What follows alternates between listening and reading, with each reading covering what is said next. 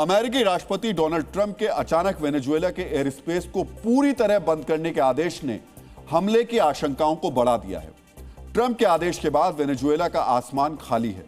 इसके अलावा अमेरिकी नौसेना ने कैरेबियन इलाके में यूएसएस गेराल्ट, आर फोर्ड जैसे बड़े एयरक्राफ्ट कैरियर और 10,000 से अधिक सैनिकों को तैनात कर दिया है।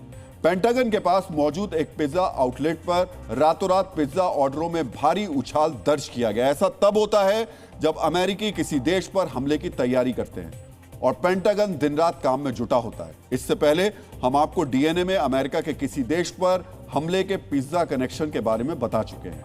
अमेरिका और वेनेजुएला में बढ़ते तनाव के बीच रूस ने वेनेजुएला से अपने नागरिकों को वापस लाने की तैयारी शुरू कर दी है, जो अमेरिकी हमले की योजना को और पुख्ता करता है।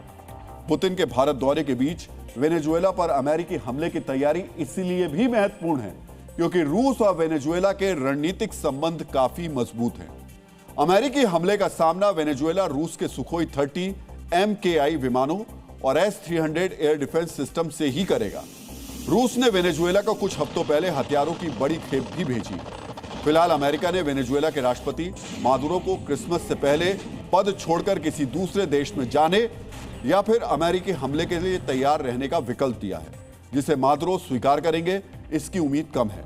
यानी अमेरिका के हमले का खतरा ज्यादा है और ये परिस्थितियां भी पुतिन के भारत दौरे से पहले खड़ी की जा रही हैं। डीएनए मित्रों, जिस वक्त पुतिन भारत आने वाले हैं उससे कुछ दिन पहले पुतिन के सबसे विश्वसनीय सहयोगी बेलारूस के राष्ट्रपति लुकाशेंको भारत के पड़ोस में मौजूद म्यांमार के दौरे पर पहुंचे और उसके बाद मिडिल ईस्ट के देश ओमान गए।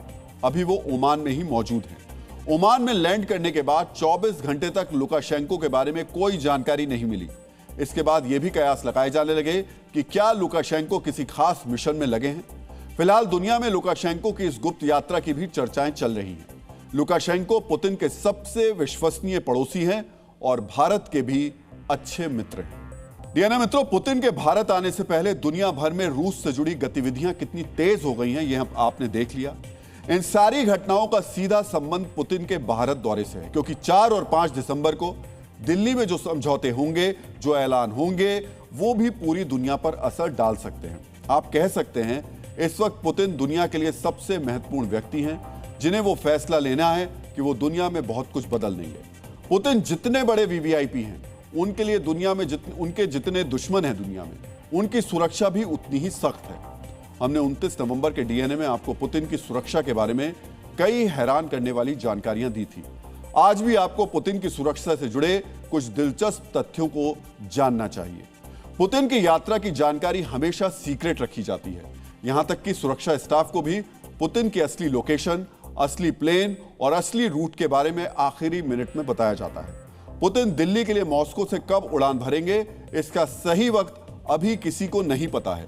कई बार पुतिन अपने ऑफिस में होते हैं और बाहर उनकी गाड़ियों का काफिला भेजा जाता है और पुतिन के विमान को बिना किसी यात्रा के उड़ा दिया जाता है। इससे दुश्मन कभी पता नहीं कर पाता कि असली पोजीशन क्या है।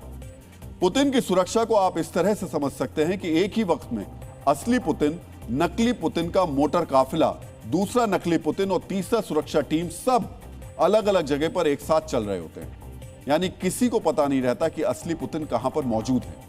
इस वजह से उन पर हमला लगभग असंभव हो जाता है। ऐसी सुरक्षा दुनिया में किसी नेता के पास नहीं है। पुतिन जब किसी सार्वजनिक जगह में मौजूद होते हैं तो उनके साथ एक अदृश्य सुरक्षा चलती है। पुतिन जब भीड़ में होते हैं तो भी 50 से 70 कमांडो आम नागरिक बनकर भीड़ में मौजूद रहते हैं। यानी पुतिन किसी भीड़ में दिखते हैं तो भीड़ का बड़ा हिस्सा कमांडो का होता है। यानी 100 लोगों में 70 कमांडो और 30 आम लोग होते हैं। ये सभी ट्रेंड फेडरल प्रोटेक्टिव सर्विस यानी FSO कमांडोज करते हैं, जो रूस के राष्ट्रपति की सुरक्षा देखते हैं। और इनकी ताकत और प्रशिक्षण के बारे में हम आपको 29 नवंबर के डीएनए में पहले ही बता चुके हैं।